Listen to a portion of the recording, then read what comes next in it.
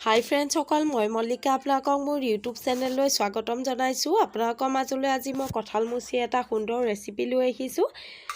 ইয়াত দেখিছে অলপমান কঁঠালৰ মুচি এনেদৰে কাটি ভালদৰে ধুই লৈছোঁ। লগত এটা মিডিয়াম সাইজৰ আলু লৈছোঁ, লগতে এটা লৈছোঁ পকা বিলাহী।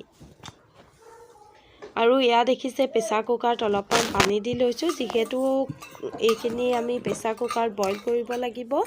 আৰু মই মুচিখিনি এই প্ৰেছাৰ কুকাৰটোত ভালদৰে দি দিছোঁ।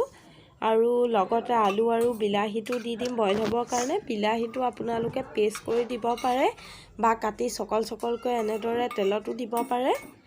আলু দেখিছে মই এয়া লৈছোঁ, আপোনালোকে ইয়াতকৈ সৰহকৈও ল'ব পাৰে। এই গোটেইকেইটা আমি এতিয়া 3টামান চিটি মৰালৈকে ভালদৰে গেছত বহাই দিম।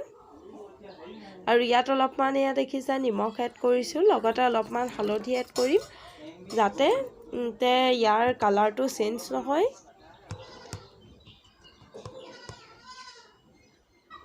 এইখিনি ভালদৰে চিটি মৰাৰ পিছত আমি এইখিনি নমাই লৈ গেছত এখন কেৰাহী গৰম কৰিছোঁ। এয়া দেখিছে।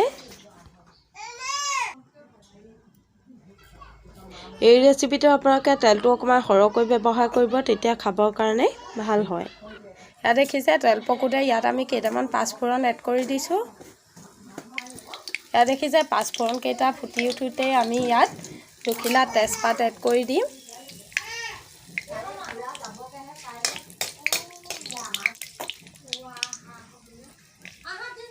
তাৰপিছত কাটি ৰখা এটা মিডিয়াম সাইজৰ পিঁয়াজ এড কৰি দিছোঁ। ইয়াত দেখিছে আমি খুন্দি ৰখা থেতেলিয়াই ৰখা নহৰুকণ ইয়াত এড কৰি দিছোঁ।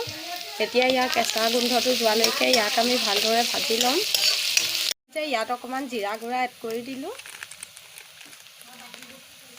ইয়াত আপোনালোকে অন্য মছলা ব্যৱহাৰ কৰিব পাৰে, আমি জিৰা, ধনিয়া আৰু জলকীয়া গুড়াহে এড কৰিম। ইয়াত দেখিছে অলপ জলকীয়া গুড়া এড কৰা হৈছে। অলপমান ইয়াত দিছোঁ আমি ধনিয়া পাউডাৰ। এইখিনি ভালদৰে কেঁচা গোন্ধ যোৱালৈকে আকৌ ভাজি ল'ব লাগিব। ইয়াত আপোনালোকে কেঁচা বিলাহী এড কৰিব পাৰে, আমি এটা বইল কৰি ৰখা বিলাহী এড কৰিম ইয়াত। দেখিছে বইল কৰি ৰখা দেখিছে বিলাহীটো এড কৰি দিয়া হ'ল। আৰু ইয়াত এতিয়া প্ৰয়োজন অনুসৰি হালধি এড কৰা হ'ব। দেখিছে বইল কৰি ৰখা কঁঠাল মুচি আৰু আলুখিনি আমি ইয়াত এতিয়া এড কৰি দিলোঁ। আৰু এইখিনি এতিয়া আমি সিজিবৰ কাৰণে ৰাখিম। ইয়াত দেখিছে ইমান সুন্দৰভাৱে উতলি আছে। ইয়াৰ কালাৰ দেখি আপোনালোকে ধৰিব পাৰিছে চাগে কিমান টেষ্টি হৈছে, চাওক।